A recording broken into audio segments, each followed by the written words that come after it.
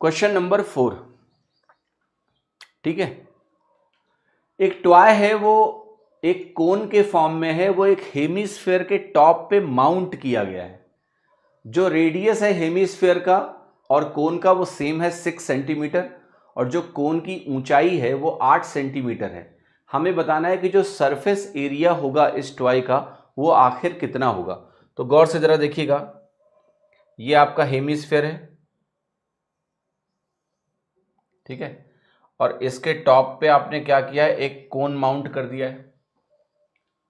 ठीक, यहां मुझे रेडियस दिया हुआ है, रेडियस दिया हुआ है हमें 6 centimetre, this value is given to be 6 centimetres, और जो हाइट कोन का है वो 8 है, तो ये वैल्यू क्या है, 8 के बराबर है। हमें टोटल सरफेस एरिया कैलकुलेट करना है। अब देखो इस केस में होगा क्या कि जब हम टोटल सरफेस एरिया लिखेंगे तो टोटल सरफेस एरिया में जो कोन का बेस होता है और जो हेमिस्फेयर का टॉप होता है ये ज्वाइंट है, मर्ज हो गए और ये छुप गए, तो ये हमारे टोटल सरफेस एरिया का हिस्सा नहीं होंगे। सिर्फ और सिर्फ जो कर्व्ड सरफेसेस हैं दोनों के, वही टोटल सरफेस एरिया का हिस्सा या पार्ट बनाएंगे। तो टोटल सरफेस एरिया एक तो आएगा आपका पाई आर एल, जो कि कोन का कर्व्ड सरफेस एरिया है, और साथ ही साथ यहां आएगा 2 पाई आर स्क्वायर, जो कि हमारा हेमिस्फेयर का सरफेस एरिया है। बी प्लस सी 7 होगा। आयुष भाई बी प्लस सी की बात नहीं हो रही है पिछले सवाल में, या तो ए प्लस बी है या फिर ए प्लस सी है। ए हमेशा काम कर रहा है, बी और सी अल्टरनेटिवली काम कर रहा है। अब देखो इस सवाल में कह रहा है पाई को 22/7 ले लो वगैरह वगैरह, ठीक है। पहले हम समझते हैं कि एल कितना है। 8 और 6 का पाइथागोरियन ट्रिपलेट 10 होता है, 8 6 10, है ना। तो यहां पर एल की वैल्यू 10 हो गई।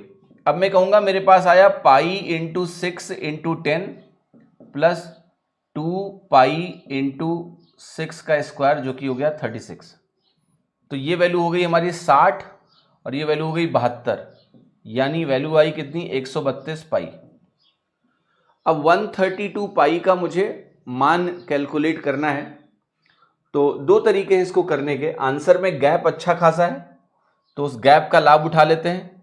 132 को अगर आप 3.14 से गुणा करिए, देखो उन्होंने लिखा है कि 22/7 रखो, नहीं रखेंगे, हम 3.14 से आइडिया लगा लेते हैं। अगर आपने 3.14 वैल्यू ले ली बच्चों, तो आप बताओ मेरा आंसर बी के अलावा कुछ भी आ सकता है?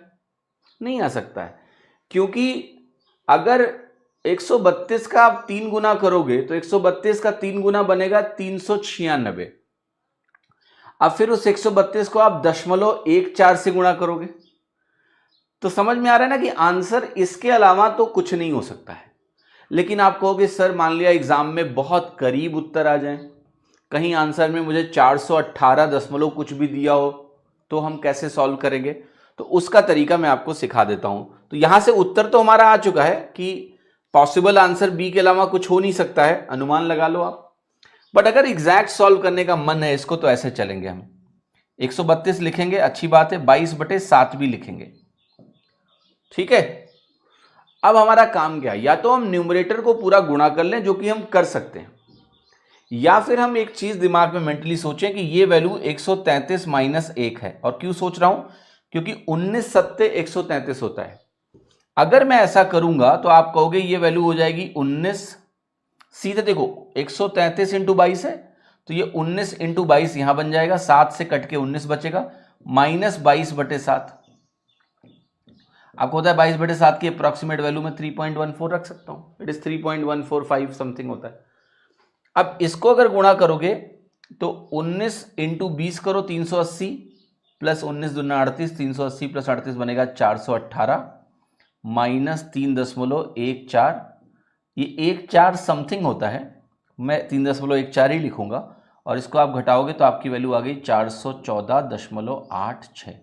अब ये 4 से अगर थोड़ा अधिक होगा तो ये 8 से थोड़ा सा कम होगा। अब देखो आंसर के आप कितना करीब पहुंच गए। तो अगर एक उत्तर 418 दशमलव कुछ कुछ दिया होता मान लिया, ठीक है, तो भी हम सही उत्तर तक इस तरीके से पहुंच जाते। कोई दिक्कत नहीं थी, आसानी से। कोई कॉम्प्लेक्सिटी आपको दिख रही है क्या?